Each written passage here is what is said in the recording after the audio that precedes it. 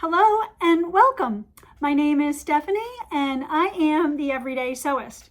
Today I have one last Christmas project to share with you. This is coming to you after Christmas Day, but I couldn't resist just sharing one more Christmas quilt with you. And this one is one that I love so much, but I also believe that it could be done in any number of color combinations. So the name of this quilt is Christmas Figs, and it was published in a book by Joanna Figueroa of Fig Tree Quilts.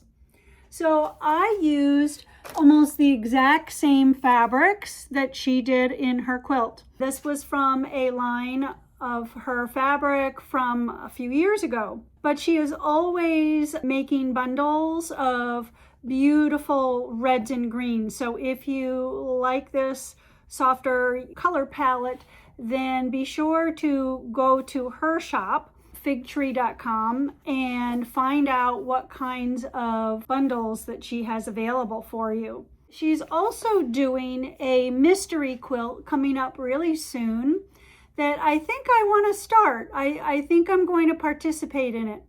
And I'm going to give you some other references as well later on.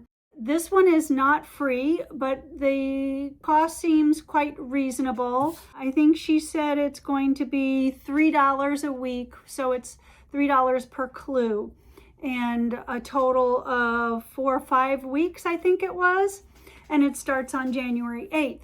So I have already printed out my list of fabric requirements, or what would be in her starter kit.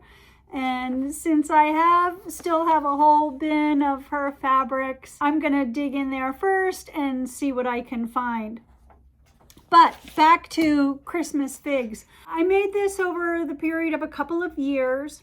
I finished it a couple of years ago, and the backing fabric, I can show you that,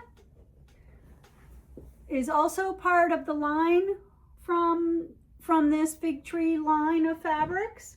All of the little sashing pieces, I mixed those up and used up all the scraps that I could in that, and it is quilted with a design called Bountiful Feathers.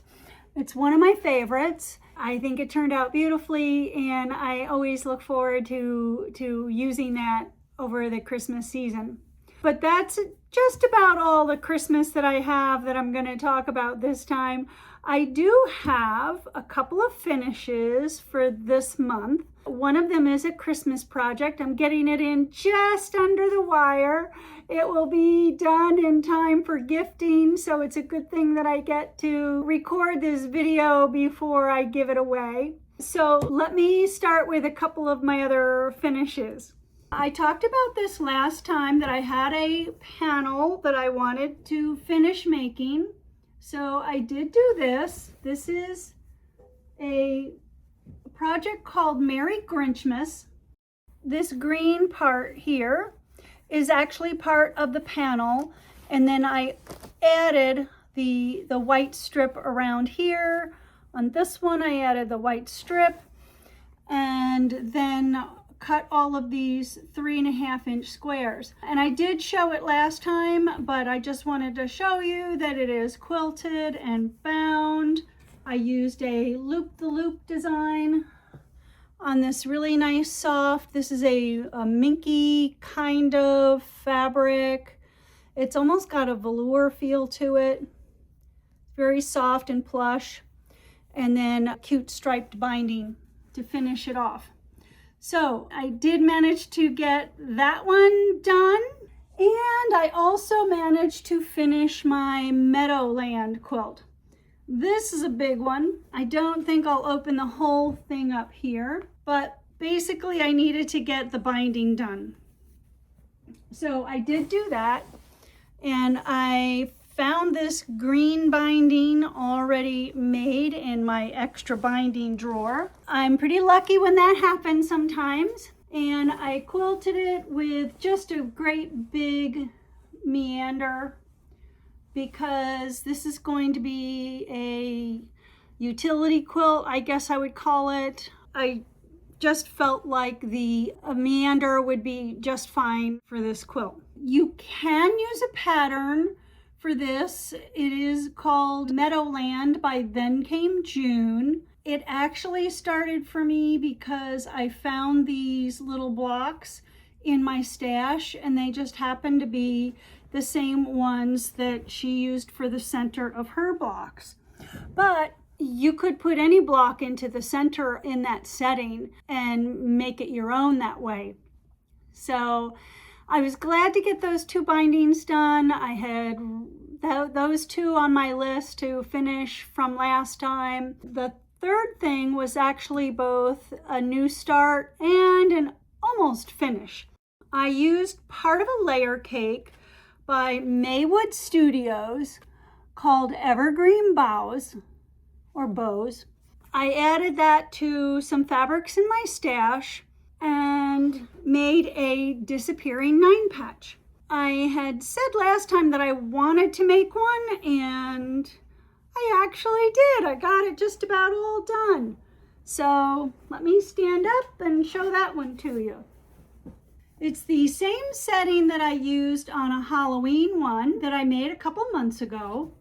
It's such a great block, really showcases your fabric really well. For this one, I used 5-inch squares, and you make a 9-patch with your 5-inch squares. And for mine, I put greens and reds in the corners, all 4 corners. I put neutrals on the side positions, and I put a black in the center. And that's how I made my 9-patch. And then you cut it into quarters. Then you get to rearrange and play with those quarters. And I decided to do a layout like this, where the black meets, points inward, and those greens and reds just go throughout the whole quilt. So I have a little bit of binding left to do on this one, but I know I can get it done in the next couple of days. And you won't get to see this one again because it will be gifted on Christmas and go off to a new home. I can tell you that part of that Evergreen collection is this fabric and this fabric and this fabric. And this one came from my stash. This and this are part of the line of fabric. And so if you're looking for a really traditional red and green line and it had a little bit of black accents in it, then I would check that one out. You may find out that it goes on sale at this time of year, and wouldn't that be lucky? So those are my couple of finishes to share with you. Oh, I did try a new quilting pattern on this one. It has really nice flowers in it, which I think complemented. I think it looked really good on these rather larger squares. And I did do a video, if you want to see that. I post a long arm quilting video every Wednesday, and I have posted that one. And so if you want to see that pattern in action, then you can check that one out. It was just from a few days ago. So that's my old finish. Those are my new finishes. I have a couple of long-term projects which I continually chip away at, do a little at a time. My baggie is getting more and more full. And so this little unit with a 2.5-inch low volume and a 2 by 1.5-inch rectangle, that's what these are. I am now up to almost 500 of these. In a couple more months, I should have enough to do the layout that I want to do with that. So that gives me a good place to put some of my cutoffs. So that one always stays by my machine, and when I have a couple extra pieces that I can throw together, then I do that and add to my little pile.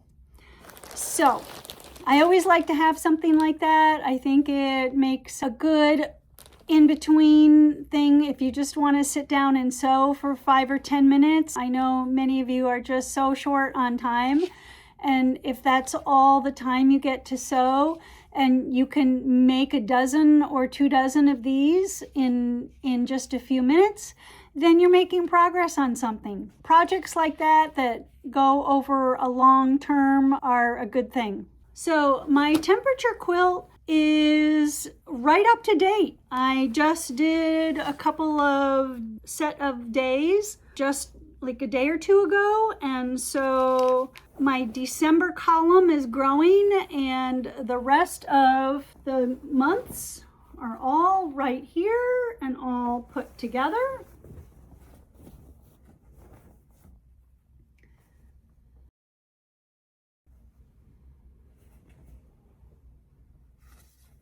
So in another couple of weeks, I will have all my columns done, and I will try to get that one knocked out in January and get it all quilted and bound. Probably not by the next video, but by the one after that, I should have that done. And one of the reasons I wanted to show it to you today is because we are coming right up to January 1st, and if you think you'd like to make a temperature quilt for 2026, this would be a great time to get yourself organized and get your fabrics picked out and get your charts ready and all like that. I wanted to show you again. This was a free download from Moda Fabrics called the Temperature Quilt Planner. On the side here, you make a notation as to what your increments will be and the name of the fabric and the little snip of your fabric so that you can keep track of them. So you can see I kind of did a rainbow. I tried to go from warm to cool. I probably could have tweaked it a little bit more, and I've seen some other really interesting ones. My one suggestion would be, actually 2 suggestions. One is to consider what size quilt you want when you're done. Secondly, that will tell you what size unit you can work with. And I would keep the units really, really simple. For me, I needed to keep it so that I wouldn't avoid having to sew those together. I wanted it to be something I could do daily or weekly, depending on how my calendar went. The best thing to do is to Google temperature quilt, and you will see all kinds of gorgeous examples, and maybe you'll be tempted to make one too. If you keep it simple enough, it is something that you probably have a pretty good shot at keeping up with. The next thing I'm going to show you is another thing that you might consider doing for next year. Stashbuster Challenge 2025. And this was the block, and it's from Border Creek Pattern Company. It is a free download. They encourage you to make 1 block a week so that at the end of the year you'll have 52 blocks to put together. I did not make 52 blocks. Matter of fact, I stopped at 12 because the fabric that I chose, I only had enough background to make it 12. So this is the layout that I chose. It's a beautiful block, but one of the challenges with using your stash is that you're also limited by your stash depending on what you choose. It's not for scraps necessarily, although I was able to use some smaller pieces of fabric in it. But one of the things that happens when you start reviewing your year and looking at what kind of things you have waiting, hiding off in the wings, I came across this project again and thought I would see if I could get it finished before the end of the year. So this is my Stashbuster for 2025. It's unquilted. one more border to put on it. And now I think you can see this is a Star Wars fabric that I'd had for a really long time. And I wanted to try the dark background.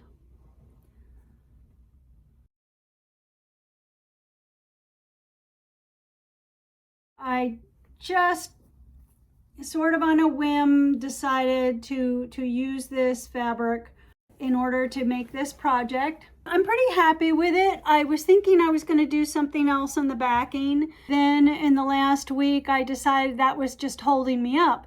It wasn't going to necessarily make the project any better.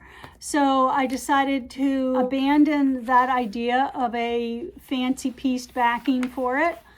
And I'm going to get some minky for the back of it, and it will get done, and it will be a cuddly lap size quilt. If you like that kind of a challenge where you're making the same block, then go ahead and go to their website. I don't think next year's will be out, like I said, until January 1st. But you can look at past ones and you can read all about what their guidelines are and what they are encouraging you to do. So that is something that I would really like to finish up in the next few days. That would give me one more finish for this year. So Meadowland was my 43rd finish. The Dr. Seuss Merry Grinchmas is my 44th finish for the year. When I finish the binding on my Disappearing 9-patch, that will be number 45. And if I get this one completely done, which I'm hoping to, that will be finish number 46 for this year. And I think that will be it. So I will probably end the year with having completed 46 projects. Not all quilts, not all big quilts, but 46 projects. My other one that I told you I was going to work on was the Bonnie Hunter mystery called Lupins and Laughter. I am kind of caught up with it. I'm not completely caught up, but that's okay. I am making great progress on it. In the first clue, we were making these little hourglass units. In the second clue, we had to make flying geese. And in the third clue, we were making half square triangles. In the fourth clue, we made half rectangle units, which was such a great thing to learn how to do. I had never made half rectangle units before. I know they've been popular over the last couple of years, and I am so glad that now I know how to make these and I know how to trim them up. By the way, I did not use any special ruler to trim them with. I used my regular quilter's grid ruler. So now we're on clue 5. And in clue 5, she told us what we were making with all of these little hourglass blocks. So this is how many I've made so far. They're not all made yet, but you can see for her color combination, she has a purples in the corners and the pinks and the light blue in the hourglass, and then I've fussy cut some centers, not all of the centers, because we don't know if how these blocks are going to be set yet. We don't know if they're going to be on point or on point like this or set straight like that. And so some of these little birds may end up being like this if it's on point. So I didn't want to go too crazy with that. So while I finish making these blocks, I still have to finish doing some assembly of my half rectangle units. And the way I have them organized is on paper plates. I have sets of them all on the paper plates ready to be assembled, and it helps me see the progress that I've made, because when I finish a plate I get very excited and go on to the next plate and so on, and then eventually each clue gets put into a baggie until we're told what we're going to do with them. So I'm really enjoying the process of this. I'm really glad that we get to start making some blocks this early, because a lot of times we don't get to start putting units together like this until the very end.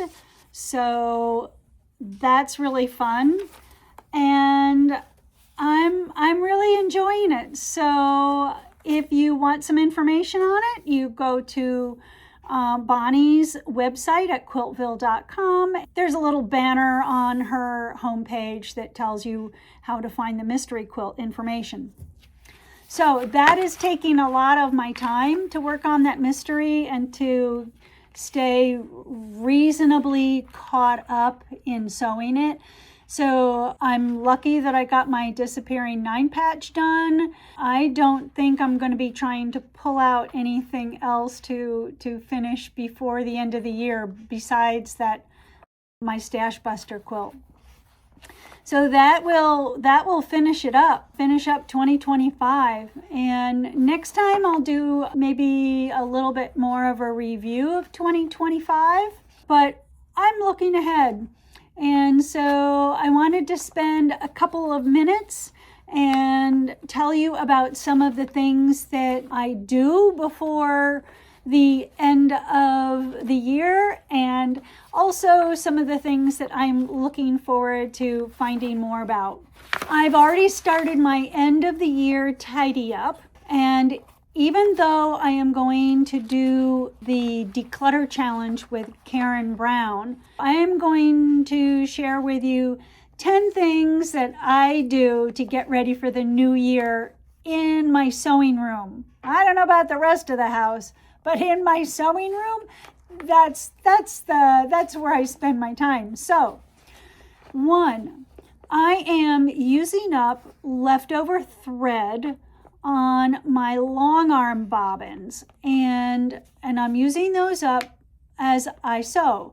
So I'm using my bobbin thread as a top thread on my domestic machine, and I am clearing out some of those bobbins so that when I fire up my long arm again for the new projects in the new year, I actually have some empty bobbins to work with, because they get to be all filled up with little bits, and so I'm sewing those up. So if you are in a similar situation, start using those bobbins for your top thread and empty off some of those. Give yourself some bobbins to work with. Secondly, I am looking in all of my bins, my containers that have projects UFOs in them. And I'm just looking to make sure the labels are correct so that when I go to find something next year, I have accurate labels on my tubs. So look at that, because I know things get moved around and shifted and taken out, and I don't always correct the labels right away. So I've taken a little bit of time and peeked in every single one of those UFO bins and looked at the labels and corrected those. That also gives me a head start on thinking about the things that I want to finish next year. So, 3, I have a couple of rolling carts. Do you have those that have the 3 tiers in them and they get filled with stuff? Well, go through your rolling carts and either disband, put away, take care of the stuff that's in there so that you can use those for fresh projects, the things that you really are working on, not just the things that you have kind of gotten distracted and you're not working on them anymore. So I went through and I put away those projects that aren't current, and some of them were so old that I didn't even know what they were for anymore. So away they went. 4, I've done a little dusting and vacuuming, and I've wiped down my counters. 6, I vacuumed off my design wall, got all the threads off of my design wall so it looks nice and fresh. 7, I made a note of what's hanging in my closet of my tops that were ready for quilting, or that I thought were ready for quilting. And that was one reason why I ended up with my Stashbuster. I found this in my closet hanging there and decided that I was going to finish it instead of hold on to it for next year. That means if I finish that one, I only have 2 quilt tops hanging for finishing for early next year. And I just got those from a friend of mine, so those are brand new in there. 8, make an inventory of whatever it is that you want to keep track of. I counted my bolts of fabric, I counted my spools of thread, I looked at how much batting I have, I counted my books, my jelly rolls, my layer cakes, and my charm packs.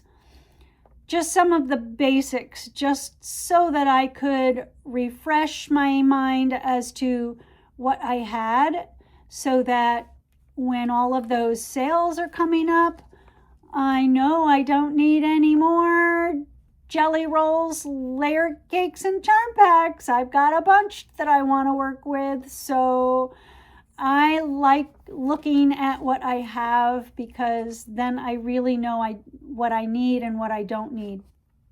In the past, I've also weighed all my fabrics, taken out and actually written down the weight of all of it, but I'm not doing that this year. But if that would be important to you, you could weigh all your fabrics. There's about 4 yards of fabric in a pound, I think is about the right comparison. 9, poke around, look what you have. See, just try to, again, refresh your mind as to what you have and what projects are lurking in there, what are hidden in baskets and behind doors and on the shelves. And if you poke around and look at what you have, it might help give you a list for what you'd really like to work on next year. And I'm always surprised by what I find. So I did get a couple of ideas coming back to me about, oh yeah, I wanted to do that. And oh yeah, yep, I forgot about that one too that I wanted to do. So keep your note paper with you and write all those ideas down as you find those projects. 10, look at your space and make notes of anything that you'd like to change.